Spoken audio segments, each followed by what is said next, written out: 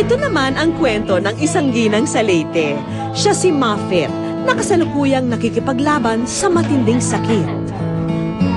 Binanta ng doktor, Iday, you have a cancer. Yun po na realize ko, dalawang aunties ko namatay, same, suso. Paralisado na siya ngayon matapos tuluyang kumalat ang kanser sa kanyang mga buto. Maaring buwan na lamang daw ang kanyang itatagal. Lord, bahala ka na sa akin. Pero gusto ko, before makukunin, yung mga anak ko, ayusin mo muna. Samantala, 10 taon nang hiwalay si Muffet sa asawa. Kaya batid ng 4 niyang anak na wala silang ibang makakapitan kundi ang isa't isa. 3 sa kanila, huminto na sa pag-aaral, maalagaan lang ang ina. Yung ginagawa ko na lang yung talbos ng kamote.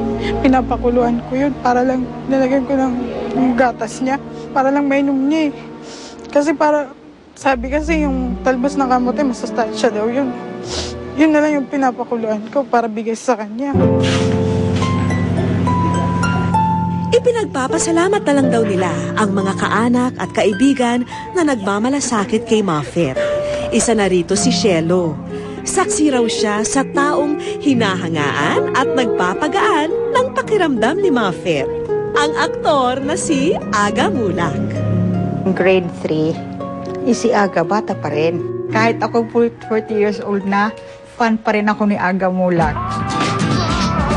Magkasing edad sina Muffet at Aga, kaya maituturing daw na ito ang kanyang teenage crush. Good. Pag may sine siya, manonood talaga ako. Hindi pa yun uso yung Betamax. Talagang pumipila ako sa sinihan. Minsan, nanonood ako ng sine thrice. Dito naisip ni Shelo na talungin ang tanging wish ng kaibigan. Binibiro-biro lang namin siya that time. Nasabi ko, paano yan, Muffet? Kung sakasakali, isusulat ako sa wish ko lang. Anong gusto mong wish? Biglang na-mention niya si Aga. Sabi niya, kasi nga daw, crush nga daw niya si Aga. Personal kong dinalaw ang nag-iisang leading man sa buhay ni Muffet, si Aga Mulak. Thank you so much. Thanks so much for accommodating. No problem. We have a video. May papakita ka ng video for you para kay Muffet. Okay? Sige. Okay. Kaya na ako nagkasawa ka, ang mukha na Aga Mulak. Dito unang nakita ni Aga ang kondisyon ni Muffet. Oh, that's her? Halos madurog daw ang kanyang damdamin nang makita ang kalagayan ni Muffet. It's never too late, so whatever you can do, just be there and then just accept, pray, and accept that whatever happens is God's will, so there's really nothing to worry about.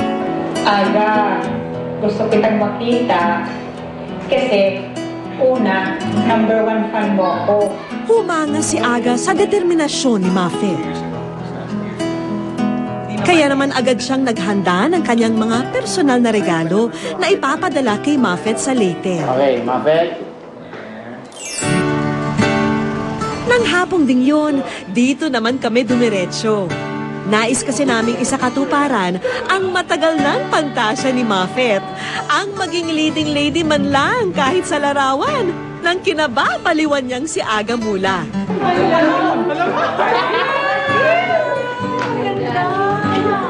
Narito rin ang ilan sa mga personal na regalong ipinadala ng kanyang long-time crush.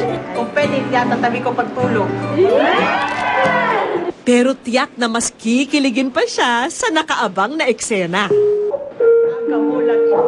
Hello? Muffet! Hello, welcome sa Wish Ko Lang. Handa. So, may sakit. Ako si Vicky. Ha? Tignan nyo lang ha, may surprise ako para sa inyo. Oo, sige. Ha? Okay. Tignan nyo lang ha, tignan nyo ako ha? Oo. Okay, dali lang ha. Oo.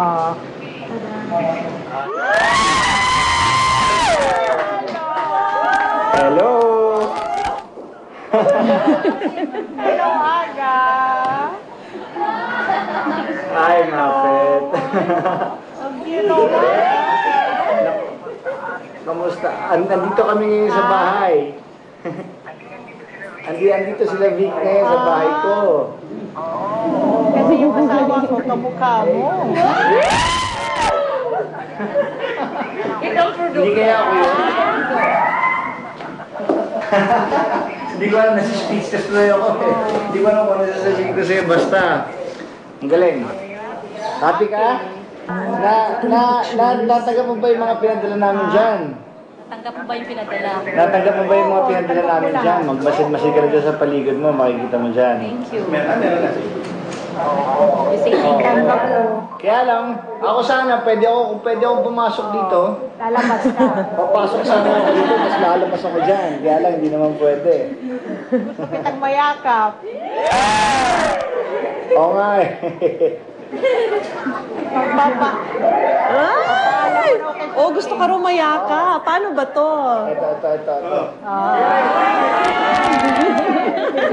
Thank you. Ay, nako, Mafet. Basta hayaan mo minsan. Basta, mahirap magsalita. Mafet, gusto mo ba ng kiss? Flying kiss. Sabi nga kay Vicita. Gusto mo ba ng kiss? Galing kay Aga. Oh. Sige, ito. Sabay.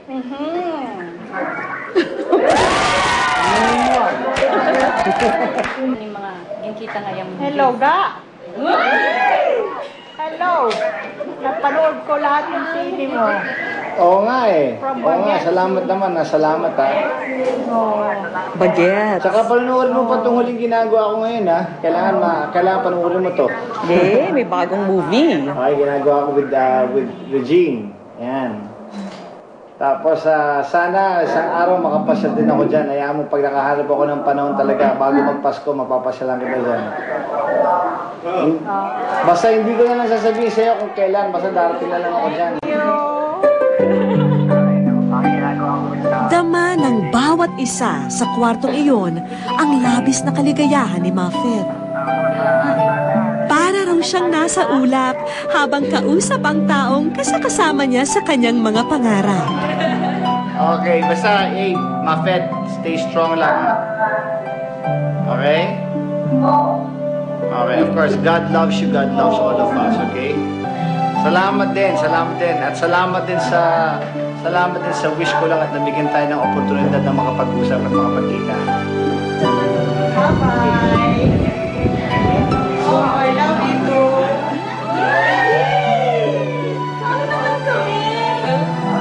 Habang buhay ng magiging laman ng puso ni Muffet ang mga tagpong ito. Dahil wala raw anumang gamot na mas bibisa pa sa mga sandaling napaligaya siya ng mga tunay niyang kaibigan at ng isang espesyal na taong gumamot sa kalungkutang nadarama niya, ang Doc Aga ng buhay niya. Hindi na nasalubong ni Muffet ang pagdating ng bagong taon dahil nitong ika-28 ng Disyembre 2009, tuluyan na siyang sumuko sa pakikipaglaban niya sa karamdaman. Pumanaw na si Muffet sa edad na 41. At sa pamamaalam niya, dala ni Muffet ang pagmamahal ng mga kaibigan at ng kanyang pamilya. Lalo na ang mga alaala na kung saan siya napangiti at napasaya. Paalam sa'yo, Muffet.